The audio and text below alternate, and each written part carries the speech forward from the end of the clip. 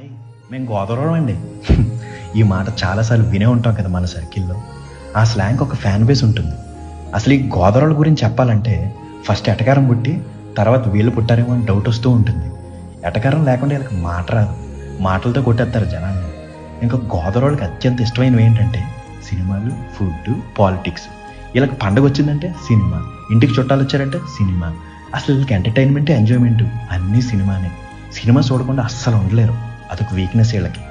ఇంకా ఫుడ్ విషయానికి వస్తే గోదావరిలో ఫుడ్ వరల్డ్ ఫేమస్ అండి బాబు.